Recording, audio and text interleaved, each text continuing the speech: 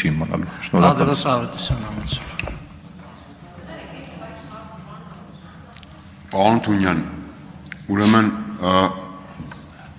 այս նախագիծը, որ դուք բերել եք եւ հիմա մենք քննարկում ենք, խոսում վկայությունն է մասին,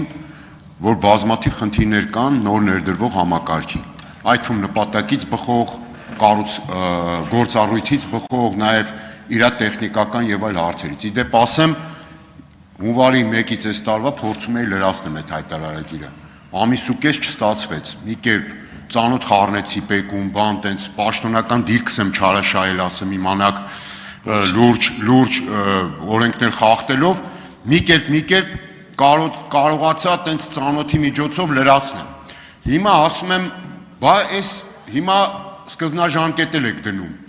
Բա լավ, անցած տարի հո մենք նորվա պետություն չենք, անցած տարի ինչ այդ հաշվետվությունների ժամկետները, պատրաստման համար անհրաժեշտ ժամկետները, ձեզ պարզ չէր, որ ըստ այդմ կարգավորեիք, որ մարդկանց մոտ օրինակ ձեր ներդրվող համակարգի հանդեպ, ասենք ավելորդ բացասական սպասումներ չառաջանար։ Պարոն Ավետիսյան, նախ այդ հարցում կարելի է չարաշահել պաշտոնական դիրքը, կարծում նորմալ է։ Անցած տարի շատ քիչ թվող մարդիկ էին լրացնում եւ խնդիրների մեծ մասը ի հայտ եկավ այս տարի, երբ որ արդեն հայտարարագիր լրացնողների թիվը կտրուկ աճեց։ Իհարկե բոլորն էլ ցանկանում են, որ օրենքի ընդունման պահին բոլոր հնարավոր խնդիրները եւ ռիսկերը կանխատեսեն ու դրանք կանխեն, բայց ցավոք սրտի կյանքը փորձը ցույց է տալիս, որ այդպես գրեթե պրակտիկայում չի լինում, հատկապես երբ որ փոփոխությունները վերաբերվում են մեծ թվով մարդկանց ու գլոբալ բնույթ ունեն։ Չկա իմ կարծիքով այդպիսի երկիր կամ համակարգ, որտեղ այսպիսի համակարգեր են ներդրվում ու ոնց ներդրվում են, այդպես էլ շարունակում են աշխատել։ Միշտ որոշակի փոփոխությունների կարիք լինում է։ Այս դեպքում իհարկե կան որոշակի բացթողումներ, ինչի մասին մենք ընդունել ենք, խոսում ենք, բայց լավ այն է, որ դա փորձում ենք հնարավորինս արագ լուծել, հաշվի առնելով այն անհարմարությունները, որոնք կարող են առաջանալ մեր համակարգացիների համար։ Խնդրեմ արձագանք։ Պարոն Թունյան, լավ է, որ ընդունում եք, որ խնդիրներ կան իհարկե, որտեղ դա շատ բացահայտ է, այդ մեկը երևի չեք կարա չընդունեք, հենց դուք եք դրա մասին այդտեղ խոսում, դժվար կլներ էլի մի բան ասել, որ խնդիր է, հետո ասել չէ չկա, բանը այդ մակարդակի ուրեմն քննարկումը, որ ավելի տանենք դեպի բովանդակություն,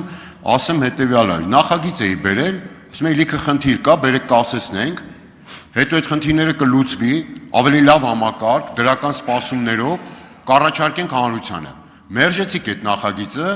այս ձեր նախագիծը իմից տարբերում է նրանով, որ դուք ասում եք ոչինչ, որ խնդիր կա, այս խնդիրների մեջ հələ մնացեք, ժամանակ կգտնենք այդ խնդիրները կլուծենք, բայց դա արդար չի, որտեվ հիմա մեկը լրացնում է, խնդրահարույց համակարգով, վաղը մյուսը կլրացնի առանց խնդիր, այսինքն այս խտրականություն է նաև, հետևաբար շատ լավ կլներ կասեցնում ես, լիքը խնդիր կա, համակարգը ներդրել եք առանց այդ խնդիրները ողջ ծավալով լուծելու, հիմա չգիտեմ ինչի, բայց չընդունեցիք այդ տարբերակը, հիմա բերել եք ասում եք ոչինչ մնացեք խնդիրների մեջ մինչև տեսնենք։ Եվ ամենակարևորը էլի, քանի որ կարող է տիկին Ագնեսա Խամոյանի հերթը չհասնի, այն քրեականի հետ կապված այդ մարդիկի մի որ չլրացնեն, դատվելու են, կախվելու են, գնդակահարվելու են, ինչ են ելնելու։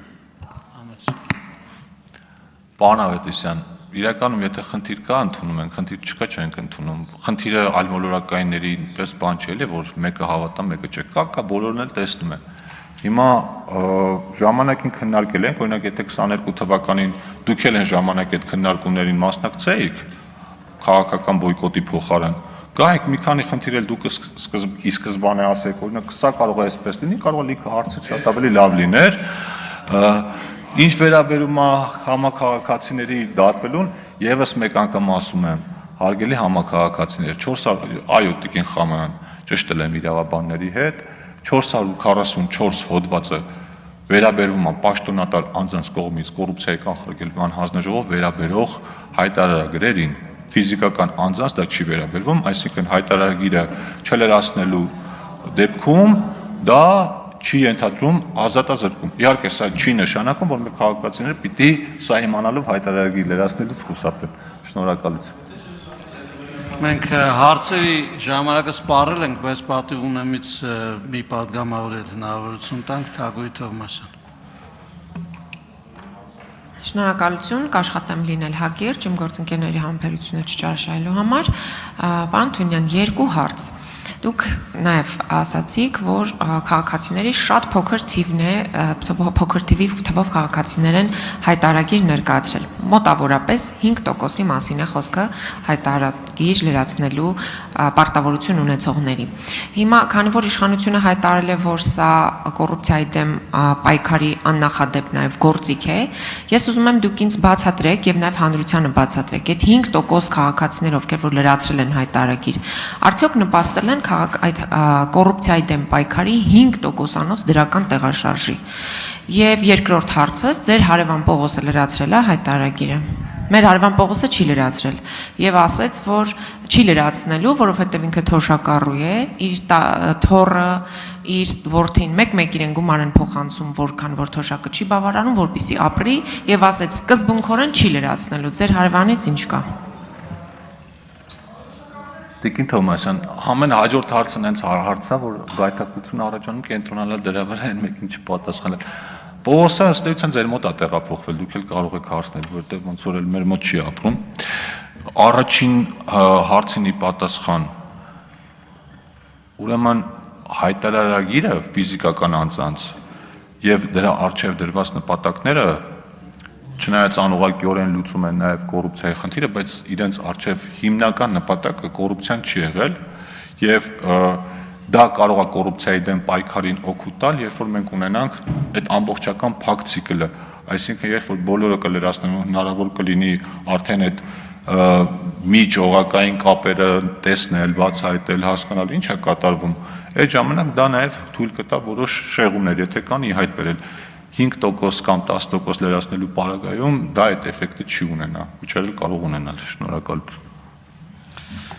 Ունեք արձագանք։ Շնորհակալություն, պարոն Թունյան։ Հարցերը չեն կարող այլևս շարունակել, որտեղ ժամանակը ավարտվել է։ Հարակից զեկուցող ֆինանսների նախարարի տեղակալ Արման Պողոսյան։